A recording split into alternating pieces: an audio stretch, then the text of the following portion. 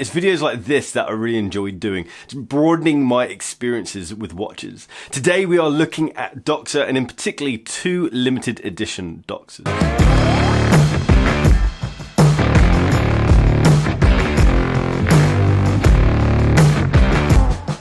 Welcome back to Bark and Jack, I'm Adrian, and if you want to support the channel, just hit that little subscribe button down the bottom there and the bell icon as well, so you get notifications when I drop new videos. Also, if you like your watch straps, jump over to barkandjack.shop and check out our new range of NATO straps that we have going on.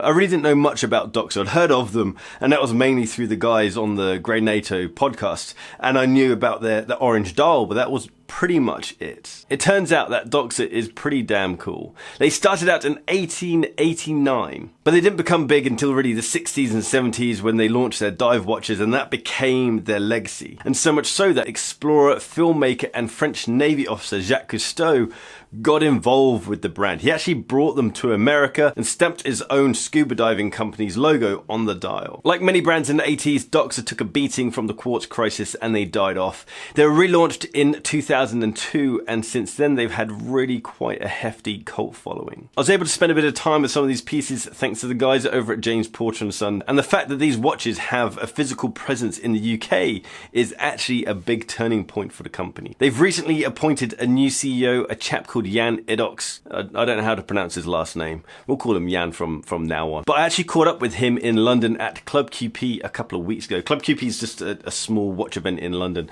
but he was there and we got chatting. Jan is keen to keep Doxa's kind of original DNA and that whole cult following, but he does want to get the watches into more people's hands, which is why they're now available in the UK. Before now, you just couldn't get hands-on with the watches. Let's talk about the watches. I got hands-on with the SUB1200T and the SUB200T graph.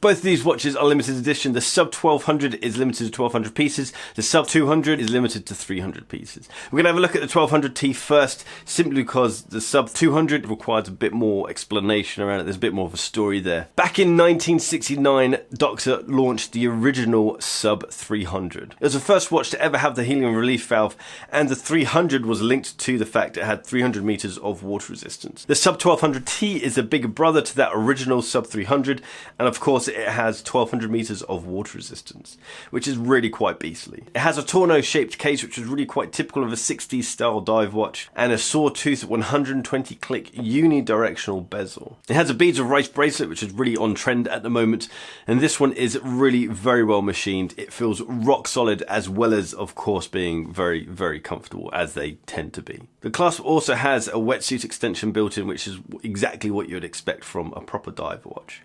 The dial colour is probably Doxa's biggest trademark, and you can identify Doxa from a mile away because of the orange. But it has a proper purpose. Doxa spent a lot of time experimenting with lots of different dial colours, and they found out that orange was by far the most legible underwater. It's obviously very high contrast with the deep gloss black hands and hour markers that both have massive slabs of lume on them as well. The big thing that I love about these watches is that everything is about making this thing as usable as possible.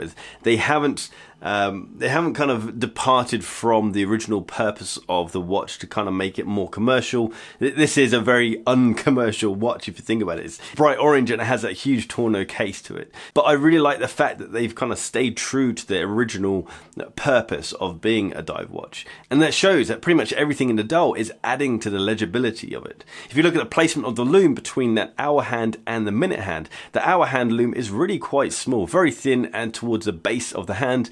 The minute hand, which is more useful, has larger lume, thicker lume, and it is towards the tip of the hand, making it very easy to differentiate between the two hands. The price and specs of this watch aren't particularly important because it's completely sold out. As I said, it was limited edition to 1200 pieces and they've all gone. But here they are anyway. We've got a 42mm wide stainless steel case. It's 14mm high, and this one is powered by an ETA 2824, which has a 38-hour power reserve. It retailed for $1,890. Now, the SUB200T graph is obviously different because it's a chronograph, but there's a bit more going on here. It's a next level watch, and that's all because of the movement. It's obviously heavily based on the original SUB300 from 1969, but being a chronograph, it requires a different movement. This one is powered by the reivew 7734 manual wind movement. And something that's even cooler about the fact that it's a reivew movement is that this is a new old stock movement. Meaning that these movements are dated from the 80s and they've just sat in the Doxa factory, just unused all this time. Doxa's obviously revived them to bring them back to life and make sure that everything's working as it should be. As far as limited edition watches go, I think this is pretty damn awesome. You've got this vintage, completely unused movement inside this brand new watch. I think that package as a whole is pretty cool. Naturally, being a chronograph, the SUB200T graph is larger than the non-chronograph versions. This is 43mm wide and 15mm high.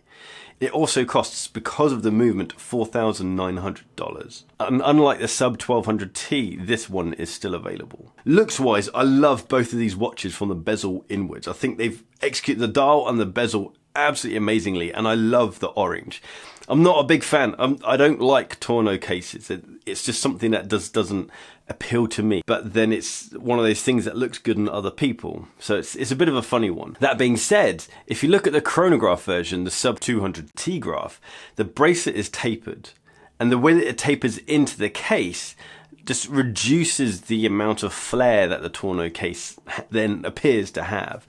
I actually really like that layout. So the SUB200T graph is my favorite out of these two. I actually prefer the dial on the SUB200T graph as well. I love those little touches of white. And I just prefer the busyness of the dial as well. But it's that whole package of the white with the black with the yellow on the orange dial. It looks so cool. Guys, drop me a comment down below. Let me know what you think of these watches. I know they aren't going to be for everyone. It's the fact that they're orange and the fact that they're tonneau cases, it's just not going to be something that everyone's going to jump at. But I think it's going to be really interesting to see what Doxa brings out. I will be trying to get hands-on with their new SUB200 range as well, because I think that's a really interesting offering. And a big thanks to the guys over at James Porter & Son for allowing me to get hands-on with these pieces. And as a way of saying thanks, please go over and give them a follow on Instagram at James Porter & Son. Guys, if you like this video, do hit the thumbs up button and the subscribe button as well down there. And share this video with your watchmates. If you want to support the channel, jump over to barkandjack.shop and check out our watch straps. Jump over to barkandjack.com if you want to check out articles and previous videos, and check me out on Instagram at barkandjack. Oh, and